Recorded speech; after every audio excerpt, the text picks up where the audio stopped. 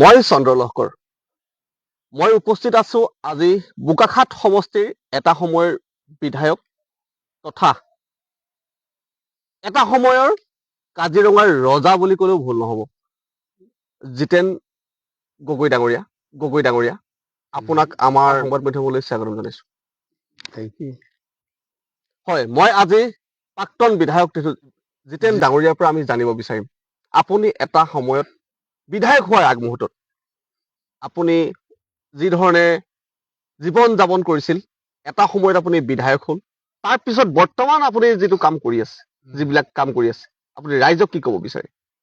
হয়, সেইটো ৰাইজে জানে মই কি কৰি আছো আৰু মই ক'ৰ পৰা আহি ক'ত পাইছো এই বিষয়ে মোৰ সতীৰ্থসকলৰ উপৰিও অগ্ৰজ, অনুজ আৰু সমাজৰ বিভিন্ন স্তৰৰ লোকে মোক ভালদৰে জানে যে জিতেন গগৈ ক'ৰ পৰা আহি কি কৰি আছে, বৰ্তমান কি কৰি আছে। গতিকে এই বিষয়ত মই নকলেও হয় বুলি ভাবো, তথাপি আপুনি সুধিছে যেতিয়া মই ক'ব লাগিব। এৰি অহা দিনবিলাকৰ আজিৰ পৰা যদি মই 40 বা 50 বছৰ পিছলৈ ঘূৰি চাওঁ, তেতিয়া এটা সম্পূৰ্ণ বেলেগ মানে অনুভৱ হয়। কিন্তু আজিৰ তাৰিখত যদি মই পৰিৱেশটো চাওঁ, তেতিয়াও এটা বেলেগ অনুভৱ হয়। গতিকে এইবিলাক আছে, ঘাত প্ৰতিঘাতৰ মাজেৰে শৈশৱ পাৰ কৰিলোঁ। তাৰপিছত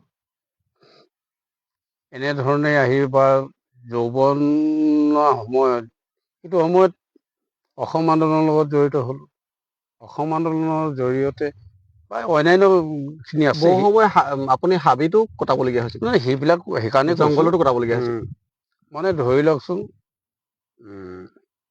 বিভিন্ন ঘাত প্ৰতিঘাতৰ মাজেৰে এটা সময় পাৰ কৰি আহি ৰাইজৰ বিপুল দাবীত, ৰাইজৰ সমৰ্থনত বিধায়কো হ'লো, দুটাকে ট্ৰাম মোৰ। আমি আচৰিত, আপুনি 10 বছৰ দিন আৰু বিধায়ক মানে কোনো দলৰ পৰা আপুনি বিধায়ক নহয়, নিৰ্দলীয় বিধায়ক। কেনেকে নিৰ্দলীয় আপুনি, যিটো সময়ত আমি জানো চেন্ট্ৰেলত কংগ্ৰেছ চৰকাৰ, ৰাজ্যত কংগ্ৰেছ চৰকাৰ, তাৰ পিছত বোকাখাত সমষ্টিৰ পৰা আপুনি নিৰ্দলীয়ভাৱে আপোনাক মানুহে দুবাৰকে জয় কৰাইছে। সেইটোৱে আচলতে আপোনাক কিয় ৰাইজে ভাল পায়, বোকাখাতৰ ৰাইজে আপোনাক কিয় ভাল পায়? প্ৰথম কথা হ'ল কি, কৰ্মই যাৰ ধৰ্ম হয়, কৰ্ম সংস্কৃতিৰ ওপৰত যোন বিশ্বাসী, সেই কৰ্মখিনিৰ লগত মোৰ মানুহৰ লগত পৰিচয় আছে। মই কি কৰো কি নকৰো মানুহে অন্ততঃ অনুকৰণ কৰে বা চাই থাকে, কিছুমান আঁতৰৰ পৰা, কোনোবাই ওচৰৰ পৰা, বিভিন্ন সময়ত বিভিন্ন ধৰণে নিশ্চয় মোক চাই থাকে। সেইটো কাৰণে মই কি কৰিছো কি কৰা নাই, প্ৰকৃততে ৰাইজৰ হকে কৰিছো নে দেশখনৰ কাৰণে কৰিছো নে সমাজখনৰ কাৰণে কৰিছো, কিবা যদি কৰিছো, সেই তেনেকুৱা ধৰণৰ চিন্তাধাৰা আছিলে মানুহে মোক আগবঢ়াই দিছিলে। আৰু মই মানে বিপুল ভোটেৰে মোক 2001 চনত ৰাইজে জয়ী কৰালে, তাৰপিছত 2006টো জয়ী কৰালে। মই যিখিনি পাৰো কৰিলো, কৰিবলগীয়া থাকিও গ'ল বহুত। হয়, 2026 চনত বিধায়কৰ ইলেকশ্যন আহি আছে, কি ক'ব ৰাইজক? ক'বলৈ গ'লে আচলতে কোনডোখৰৰ পৰা, যিহেতু আপোনাৰ থাকি গ'ল অলপ কাম, আপুনি নিজেই কৈছে থাকি গ'ল, আধাখনীয়া আপোনাৰ কাম আছে, বহুতেই আছে। বা মই বিধায়ক নোহোৱাৰ আগতে বোকাখাতৰ পৰিৱেশ মই যিটো দিছো, অকল বোকাখাত বুলিয়ে নহয়, সমগ্ৰ অসমখনৰ গাঁৱে ভূঞে চুকে কাণে আমি গোটেইখন বগাই ফুৰিছিলো না এটা সময়ত। হয়, অসম আন্দোলনৰ পটভূমিতে সহস্ত্ৰ বিপ্লৱো আৰম্ভ হ'ল, সহস্ত্ৰ বিপ্লৱৰো অংশীদাৰ হলো। গতিকে সেই সময়ত অসমৰ বিভিন্ন স্তৰত নিজকে সেই বিভিন্ন জেগালৈকে লৈ গলো, বহু মানুহৰ সুখ দুখ বেদনাৰ লগত নিজকে জড়িত কৰিবলৈ সক্ষম হলো, সুবিধা পালো। কাৰণ সেই কথাবিলাকে আজিও ক্ৰিয়া কৰি থাকে। কাৰণ এই এনেকুৱা পুহমহীয়া জাৰত যেতিয়া আমি পলাই কোনোবা এঘৰত দুখীয়া মানুহৰ ঘৰত সোমাও, তেওঁ কিন্তু নিজে লোৱা পতাক এটাখনো আমাক দিছিলে, হয়, নিজে নাখাই আমাক খুৱাইছিলে। কাৰণ সেই কথাবিলাকে আচলতে বেছিকে ক্ৰিয়া কৰে। গতিকে যেতিয়া আমি বা কাৰোবাৰ ঘৰত আমি গৈছো, সচলে থোৱা হাঁহজনীকে হলেও মাৰি পেলাই খুৱাইছিলে, বা তেনেকুৱা ধৰণৰ আমি মানুহবিলাকৰ যিটো আন্তৰিকতা দেখিছিলো, যেতিয়া এই পন্থাৰ পৰা মই নিজকে আঁতৰাই আনিলোঁ, কিন্তু এই কথাবিলাকেই ক্ৰিয়া কৰি থাকিছিলে আৰু সেইটো কাৰণে সেই চাম মানুহৰ লগত আৰু সেই অঞ্চলবিলাকৰ যিবোৰ মানে যাতায়াত বাট পথ ইত্যাদি ইত্যাদি অনুষ্ঠান প্ৰতিষ্ঠান মানুহৰ জীৱন ধাৰণৰ যিটো পৰিৱেশ, এই পৰিৱেশবিলাকে অনবৰতে আজিও ক্ৰিয়া কৰি থাকে, কিন্তু আজিৰ তাৰিখত বহুত পৰিৱৰ্তন হৈছে। কিন্তু সেই কথাবিলাকৰ কাৰণেই সমাজত কিছুমান কাম কৰি আছিলোঁ, নিজকে সমাজৰ বিভিন্ন স্তৰত জড়িত কৰি, সামাজিক হওক মানে আধ্যাত্মিক হওক বা শৈক্ষিক হওক সাংস্কৃতিক হওক সকলোতে পৰোক্ষ আৰু প্ৰত্যক্ষভাৱে জড়িত হৈছিলোঁ। সেই কথাবিলাকে আচলতে মোক ৰাজনৈতিক মঞ্চখনলৈ টানি আনিলে। এটা সময়ত ৰাইজে মোক বিপুল ভোটে জয় কৰিলে। যিখিনি ৰাইজে মোক কৈ আছিলে, মই যিখিনি কথাৰ কাৰণে ৰাজনীতিত পথাৰত ভৰি দিছিলোঁ, পিছতো সেই কথাবিলাক মই কেতিয়াও পাহৰা নাছিলোঁ আৰু সেই মানুহবিলাকৰ কথা শুনিছিলোঁ। এটা সময়ত আপোনাক কিন্তু কাজিৰঙাৰ ৰজা বুলি কৈছিলে, এতিয়াও ৰজা আমি নকওঁ এতিয়া ৰজা নহয়, কিয় ৰজা বুলি কিয় কয়? এটা কথা হ'ল কি, চাওক, কাজিৰঙাৰ ৰজা বুলিয়ে নহয়, এনেও মোৰ গাঁৱত ৰজা বুলি মাতে, কাৰণ মোৰ কামবিলাকে অলপ ৰজা টাইপৰতো। হয়। আৰু আপোনালোকে জানে যে মই বিধায়ক হৈয়ে পৃথিৱীত নোহোৱা এটা কাম কৰিছিলোঁ কাজিৰঙাত, সেইটো হ'ল হস্তি মেলা, হাতী মেলা। পৃথিৱীত ক'তো হাতী মেলা পতা নাছিলে। মই বিধায়ক হোৱাৰ পিছত প্ৰথমবাৰৰ কাৰণে আপুনি বিশ্বত এইটো আৰু ক'তো হোৱা নাই, গতিকে সেই তেনেকুৱা ধৰণৰ কথাবিলাকৰ কাৰণে ৰজা বুলি কয়। আৰু যি কৰোঁ মই কৰিম বুলি ক'লে লগে লগে কৰিম।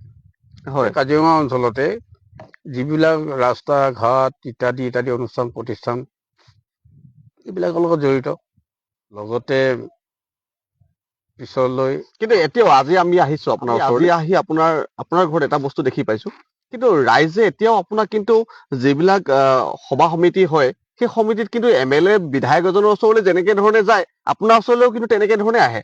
মানুহৰ আন্তৰিকতা, মানুহবিলাক কিয় আপোনাৰ ওচৰলৈ ইমান আহে?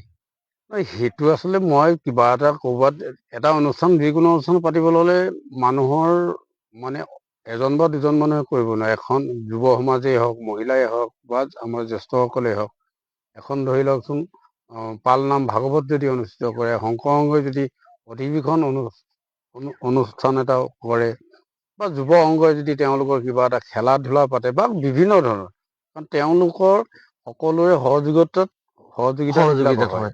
এতিয়া 2026 চন আহি আছে, আপুনি এবাৰ ইলেকশ্যন খেলিবনে? ইলেকশ্যনটো মই খেলা নেখেলাৰ ওপৰত নিৰ্ভৰ নকৰে, ৰাইজে খেলিলেহে খেলিব। আজিও আপোনাৰ ঘৰত দেখিলো কেইবাজন মানুহে, দাদা আপুনি ইলেকশ্যন এবাৰ খেলিব লাগিব, এই বিষয়টো কৈ থৈ গৈছে, আমি নিজে শুনিছো।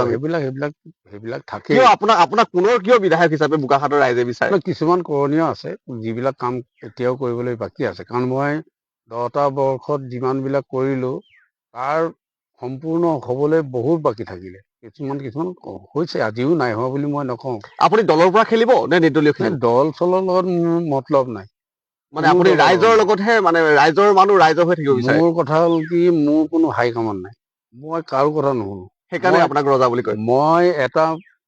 মোৰ হাই কামাণ্ড কি গম পাইছেনে? মোৰ হাই কামাণ্ড হ'ল বোকাখাতৰ ৰাইজ। মোৰ ৰাইজে যদি কয় এইখিনিতে গাঁত এটা খাম, মই সেই ৰাইজৰ মতে গাঁতটো খান্দি দিম।